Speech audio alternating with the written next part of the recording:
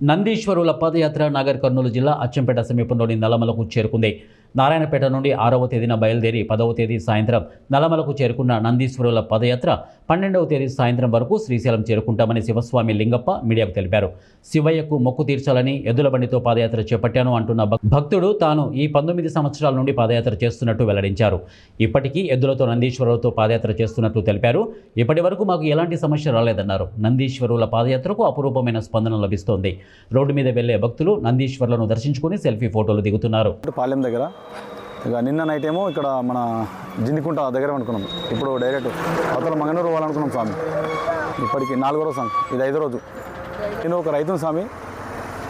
పరమేశ్వరుడు అంటే నాకు చాలా ఇష్టం. శివుడు ఎద్దుల బండితో పోవాలని నాకు ఇష్టపూర్వకంగా నా మనస్ఫూర్తిగా నేను కట్టాను స్వామి.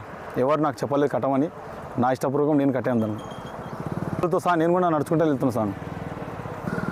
నాకు ఈ ఫస్ట్ టైం కాబట్టి చాలా నాకు సంతోషం అనిపిస్తుంది స్వామి. ప్రతి ఒక్కరు నన్ను ఎంకరేజ్ చేస్తున్నాం, కానీ ప్రతి దాంట్లో కానీ నన్ను ఇటువంటి ఫీలింగ్ నాకు ఎప్పుడు రాలే నా జీవితంలో ఇప్పటి వరకు.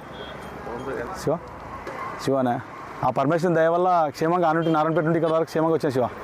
ఇంకా 2 days అయితే నేను దర్శనానికి వెళ్ళిపోతా శివ. పరమేశ్వరుని దయ మా మీద ఉంది. ఎలాంటి చిన్న పొరపాటు కూడా జరగలేదు మాకు. ఆ నందీశ్వరులు మంచిగా వచ్చాయి, మేము కూడా మంచిగా 45 మంది మంచిగా నడుస్తున్నాం శివ.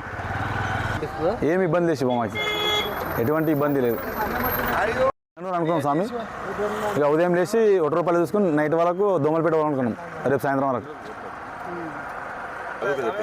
స్వామి ప్రజల నుండి కూడా మంచి నాకు సపోర్ట్ కూడా చాలామంది ఉన్నారు. భక్తులు చాలా సంతోషకరంగా మాటలతో కాదు నాకు